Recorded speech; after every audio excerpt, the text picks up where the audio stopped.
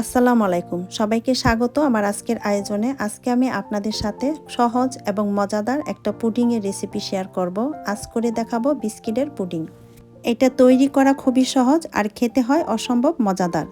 আশা করছি আপনাদের কাছে আমার আজকের এই রেসিপিটা ভালো লাগবে। তো চলুন দেখে নেওয়া যাক কিভাবে এই মজাদার বিস্কিটের পুডিং তৈরি করতে হয়। পুডিং তৈরি করার জন্য প্রথমে চুলায় আমি একটি হাঁড়ি বসিয়ে এর মধ্যে 1 কেজি ফুল ক্রিম তরল গরুর দুধ দিয়ে নিচ্ছি। আর দুধটা ফুল ক্রিম হলেই কিন্তু পুডিংয়ের টেস্টটা বেশি ভালো আসে। তরল দুধ ছাড়া গুঁড়া দুধ দিয়েও কিন্তু পুডিং তৈরি করা যাবে। সেই ক্ষেত্রে 1 লিটার হালকা কুসুম গরম পানির সাথে 2 কাপ ফুল ক্রিম গুঁড়া দুধ মিশিয়ে বাকি প্রসেস একইভাবে করে নিতে হবে, অর্থাৎ দুধটাকে জাল করে ঘন করে নিতে হবে। এখন চুলার জালটা মাঝারিতে রেখে নেড়েচেড়ে দুধটা ঘন করে নিতে হবে, যাতে করে উপরে সর পড়ে না যায়। 1 কেজি দুধকে আমি জাল করে হাফ কেজি করে নিব। দুধটা জাল করে ঘন না করেও কিন্তু পুডিং তৈরি করা যাবে, তবে দুধ যত বেশি ঘন করে পুডিংটা তৈরি করা হবে এটা খেতে কিন্তু তত বেশি মজার হবে। দুধটা জাল করে যখন কিছুটা ঘন হয়ে আসবে এই পর্যায়ে এর সাথে অ্যাড করছি হাফ কাপের চেয়ে কম চিনি। নর্মাল মিষ্টির পরিমাণ অনুযায়ী আমি চিনিটা এখানে অ্যাড করছি, তবে মিষ্টির পরিমাণটা নিজেদের স্বাদ মতো কম বা বেশি করে নেওয়াটাই ভালো। আর চিনিটা কিন্তু প্রথমে বেশি না দিয়ে এই পর্যায়ে মিশিয়ে নিয়ে একটু টেস্ট করে লাগলে আরও একটু অ্যাড করে নেওয়া যাবে। এখন একটু নাড়াচাড়া করে দুধের সাথে চিনিটাকে মিশিয়ে নিতে হবে। দুধের সাথে চিনিটা সম্পূর্ণভাবে মিশে গেলে চুলাটা বন্ধ করে দুধটাকে চুলা থেকে নামিয়ে পুরোপুরি ঠান্ডা করে নেব। দুধ ঠান্ডা হতে হতে এবার আমি ক্যারামেলটা তৈরি করে নিব। চুলায় একটা হাঁড়ি বসিয়ে 5 টেবিল চামচ পরিমাণ চিনি দিয়ে দিলাম, এর সাথে 2 টেবিল চামচ পানি। চুলার আঁচটা কিন্তু শুরু থেকে মিডিয়াম লোতেই আছে। ক্যারামেল তৈরির ক্ষেত্রে চুলার জালটা কখনো এর চাইতে বাড়িয়ে বা কমিয়ে দেয়া যাবে না। তবে ক্যারামেল তৈরির জন্য সময় একটু বেশি লাগবে। শুরুর দিকে মনে হবে যে এটা হচ্ছে না, আর যখন কালার আসতে শুরু করবে তখন কিন্তু খুব দ্রুত ক্যারামেল তৈরি হয়ে যাবে। যখন এরকম কালার চলে আসতে থাকবে এই পর্যায়ে আমি একটু নেড়ে দিচ্ছি, যাতে করে কালারটা চারপাশ থেকে সমানভাবে তৈরি হতে পারে। চাইলে হাঁড়ি ধরে ঘুরিয়ে ঘুরিয়েও এটা তৈরি করতে পারবেন, চামচ দিয়ে না নেড়ে চেড়ে। ক্যারামেল কম বা বেশি কতটুকু চাচ্ছেন অথবা যেই বাটিতে পুডিং সেট করবেন সেই বাটির আকার অনুযায়ী চিনির পরিমাণটা কমিয়ে বা বাড়িয়ে ক্যারামেলটা তৈরি করে নিতে পারবেন। আমার প্রায় 6 মিনিট লেগেছে ক্যারামেলটা তৈরি করার জন্য। আর ক্যারামেল তৈরি হয়ে যাওয়ার সাথে সাথে চুলা থেকে নামিয়ে সরাসরি গরম অবস্থায় যে বাটিতে পুডিং সেট করব সেই বাটিতে ঢেলে নিচ্ছি। আর বাটিতে ঢেলে নেওয়ার সাথে সাথেই কিন্তু বাটির চারপাশে ক্যারামেলটাকে এভাবে ঘুরিয়ে সেট করে নিতে হবে। আর এই কাজটা করতে কিন্তু একটু দেরি করা যাবে না, তাহলে কিন্তু ক্যারামেলটা জমাট বেঁধে যাবে। আর দেখতেই পাচ্ছেন ক্যারামেলের কালারটা কতটা সুন্দর এসছে, খুব বেশি লাইট না আবার একদম পুড়েও যায়নি। দেখে নিশ্চয়ই বুঝতে পারছেন কতটা পারফেক্ট এবং সুন্দর একটা কালার হয়েছে। এখন ক্যারামেল সহ বাটিটাকে এভাবে রেখে দিব সেট হওয়ার জন্য। এখন আমি পুডিংয়ের মিশ্রণটা তৈরি করে নিব। এর জন্য একটা মিক্সিং বলের মধ্যে 4টা নর্মাল তাপমাত্রা ডিম ভেঙে নিয়ে নিচ্ছি। এবার এর মধ্যে দিয়ে দিচ্ছি 1 চা চামচ ভ্যানিলা এসেন্স, তবে দুধের পরিমাণ অনুযায়ী ডিমের পরিমাণও কিন্তু কম বেশি হবে। ভ্যানিলা এসেন্সটা কিন্তু ডিমের গন্ধ দূর করবে এবং সুন্দর একটা ফ্লেভার আসবে। চাইলে আপনারা এখানে এর পরিবর্তে লেবুর রসও ব্যবহার করতে পারবেন।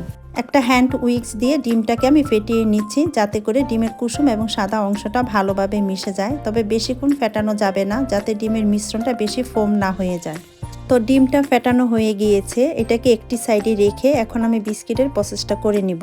আজকের পুডিং তৈরি করার জন্য এখানে আমি নিয়েছি ডাইজেস্টিভ বিস্কিট। আর এই বিস্কিটটা খুবই সফট এবং মিষ্টির পরিমাণও কম। এই বিস্কিট দিয়ে পুডিং তৈরি করলে খুবই স্মুথ হয়, যেটা মুখে দিলেই মিলিয়ে যায়।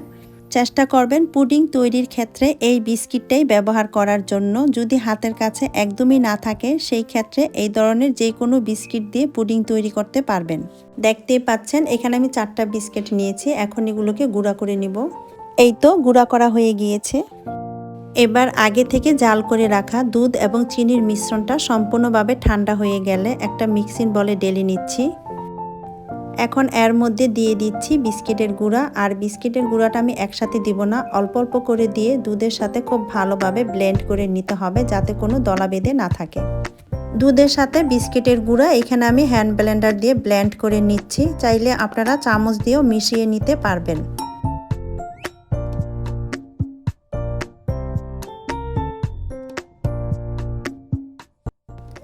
দেখতেই পাচ্ছেন দুধের সাথে বিস্কিটের গুঁড়া খুব ভালোভাবে ব্লেন্ড করা হয়ে গিয়েছে। এবার আগে থেকে ফেটিয়ে রাখা ডিমের মিশ্রণটা আমি এর মধ্যে দিয়ে দিচ্ছি। আর আপনারা যদি শুধু ডিম আর দুধ দিয়ে পুডিংটা তৈরি করতে চান তাহলে কিন্তু দুধটাকে সম্পূর্ণ ঠান্ডা করে নিতে হবে, তা না হলে কিন্তু ডিম দেওয়ার সাথে সাথে জমাট বেঁধে যাওয়ার একটা ভয় থাকে। অবশ্যই এখানে ঠান্ডা দুধ ব্যবহার করতে হবে, তাহলে জমাট বেঁধে যাওয়ার আর কোনো ভয় থাকবে না।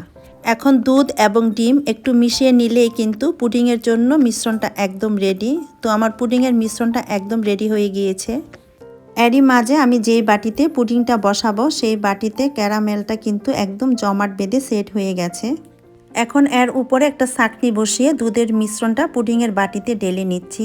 এতে করে ডিম ও দুধে কোনো লাম্পস থাকলে এর মধ্যে আটকে যাবে। এর ফলে পুডিংয়ের ভিতরটা অনেক বেশি স্মুথ হবে এবং কোনো লাম্পস থাকবে না।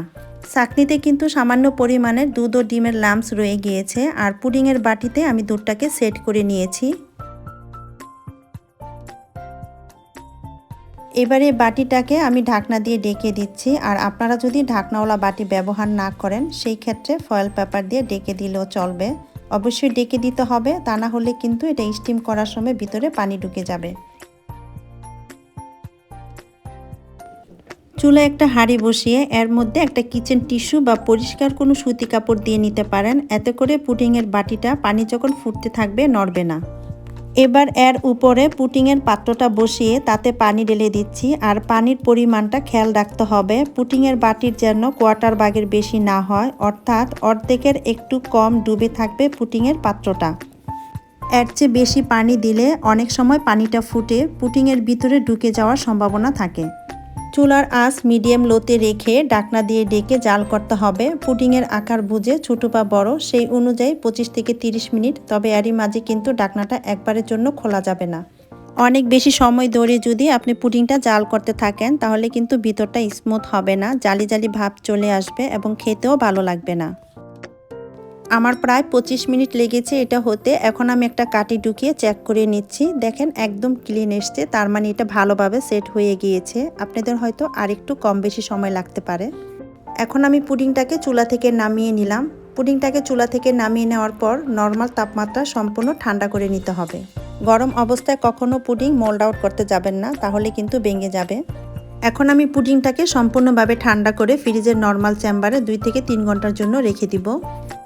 আর এরই মাঝে পুডিংটা সম্পূর্ণভাবে সেট হয়ে গিয়েছে। আমি নর্মাল ফ্রিজে 2 ঘন্টা রেখেছিলাম। আপনার হাতে যদি সময় থাকে আরও বেশি সময় ধরে রাখতে পারেন। এবার একটা ছুরির সাহায্যে সাইডটাকে একটু সারিয়ে নিচ্ছি। সাইডটাকে সারিয়ে নেওয়ার পর এখন আমি পুডিংটাকে একটা প্লেটে মোল্ড আউট করে নিচ্ছি।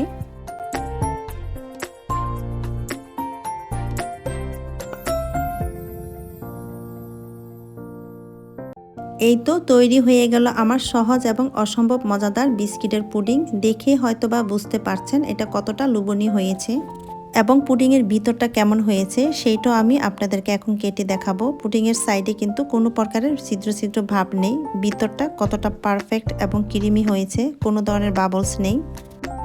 আশা করছি আপনাদের কাছে আমার আজকের এই সহজ এবং অসম্ভব মজাদার বিস্কিটের পুডিংয়ের রেসিপিটা ভালো লেগেছে। ভালো লাগলে ভিডিওটাতে একটা লাইক দিবেন এবং চ্যানেলটাকে সাবস্ক্রাইব করে নিয়মিত পাশেই থাকবেন। সবাইকে অনেক ধন্যবাদ। আল্লাহ হাফেজ।